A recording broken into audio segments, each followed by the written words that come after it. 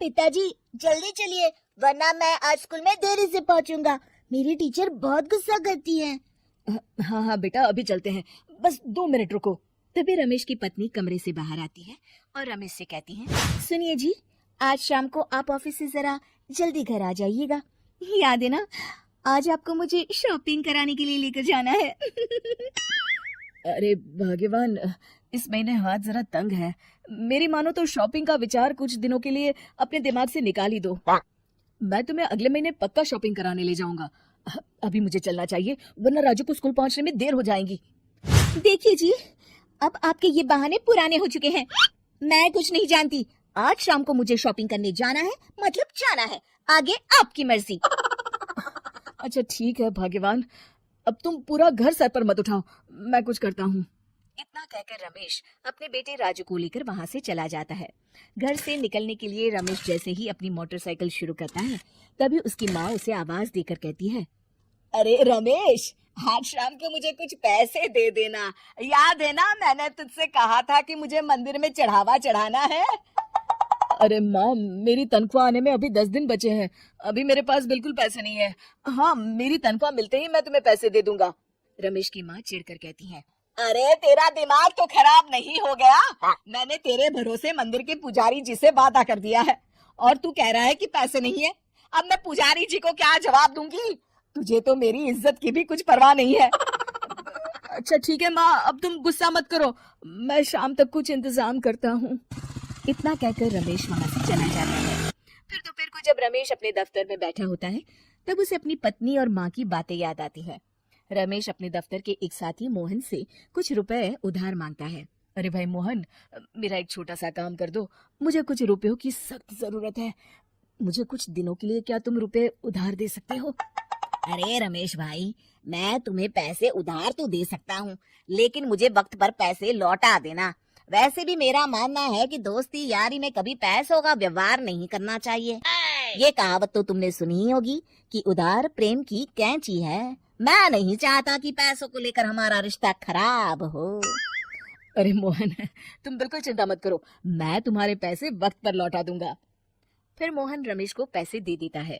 शाम को घर आकर रमेश कुछ पैसे अपनी माँ को देता है और साथ ही अपनी पत्नी को भी शॉपिंग कराने बाजार लेकर जाता है। रमेश की पत्नी और उसकी माँ का स्वभाव जरूरत से ज्यादा खर्चीला होने के कारण दोनों हमेशा बेवजह पैसे खर्च करती हैं। फिर एक दिन, सुनिए जी, अगले हफ्ते हमने छुट्टियों में कहीं बाहर जाने का प्लान बनाया था। आपने पैसों का इंतजाम कर लिया ना? अरे अभी कहाँ, अभी तो मेरे पास बिल्कुल पैसे नहीं है, हम कभी और चले जाएंगे। देखिए जी, मैंने सभी सहेलियों से कह दिया है कि मैं बाहर घूमने जा रही हूँ। अगर मैं नहीं गई तो सब मुझ पर हंसेंगी। आप कहीं से भी पैसों का इंतजाम कीजिए जी। इतना कहकर रमेश की पत्नी वहां से चली जाती है।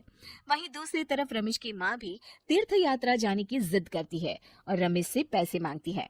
फिर अगले दिन रमेश एक सेठ से पैसे उधार लेकर अपनी पत्नी और बेटे को घुमाने ले जाता है और अपनी माँ को भी तीर्थ यात्रा पर भेज देता है। लेकिन जैसे ही रमेश अपनी छुट्टियां बिताकर वापस आता है, कर्जदार उसका जीना मुश्किल कर देते हैं। इतना ज्यादा कर्ज एक साथ अपने ऊपर देख रमेश काफी परेशान रहने लगता है। फिर एक दिन राजू की स्कूल की फीस वक्त पर न भर पाने के कारण रमेश को स्कूल में बुलाया जाता है। स्कूल के प्रिंसिपल साहब रमेश को सख्त हिदायत देते हैं कि अगर वक्त पर स्कूल की फीस नहीं भरी गई तो उनके बेटे का नाम स्कूल से काट दिया जाएगा। अपने बेटे की स्कूल की फीस भरने के लिए रमेश अपने दोस्त गिरधारी से कुछ पैसे उधार ले लेता है और स्कूल की फीस भर देता है। रमेश की माँ और उसकी पत्नी खर्चे और घर की जिम्मेदारी संभालते संभालते धीरे धीरे रमेश पूरी तरह कर्ज में डूब जाता है। और तभी एक दिन दफ्तर में काम करते समय रमेश की तबीयत अचानक बिगड़ जाती है और वो बेहोश होकर गिर पड़ता है। उसे जल्दी से पास के एक अस्पताल में भर्ती कराया जाता है। रमेश के घर वालों को ये बात पता चल जाती है तो वे सभी अस्पताल पहुंचते हैं। अस्पताल के डॉक्टर साहब उन्हें बताते हैं, देखिए, देर रात तक जागने और जरूरत से ज्यादा काम करने की वजह से इन्हें चक्कर आ गया था। बेहतर यही होगा कि इन्हें कुछ दिनों के लिए पूरी तरह आराम करने दिया जाए। रमेश की हालत देखकर उसके बेटे राजू को बहुत गुस्सा आता है और वो अपनी दादी और माँ से कहता है, माँ, दादी, मैं इतना छोटा हूँ, फिर भी मैं इतना समझता हूँ कि पिताजी दिन रात दफ्तर में काम करके पैसे कमाते हैं। पिताजी अकेला पूरा घर संभालते हैं और आप दोनों अपने फिजूल के खर्चों के लिए उन पर दबाव डालते रहते हैं। आज पिताजी की हालत के जिम्मेदार तो आप दोनों हैं। राजू की समझदारी भरी बातें सुनकर रमेश की माँ और पत्नी को अपनी गलती का एहसास होता है और दोनों की आंखों में आंसू आ जाते हैं। फिर कुछ दिनों के बाद रमेश की तबीयत एकदम अच्छी हो जाती है और वो पहले की तरह अपने काम पर जाने लगता है। रमेश की माँ और पत्नी अब उसे किसी प्रकार की कोई तकलीफ नहीं देते और ना ही उससे किसी चीज की मांग करते हैं। फिर देखते ही देखते रमेश अपने कर्ज के सारे पैसे चुका देता है। उसकी जिंदगी पहले की तरह अच्छी हो जाती है और वो अपने परिवार के साथ खुशी खुशी रहने लगता है। शिक्षा, हमारे रिश्ते एक तराजू की तरह होते हैं जिसकी दोनों ओर जिम्मेदारी और समझदारी का वजन बराबर होना चाहिए।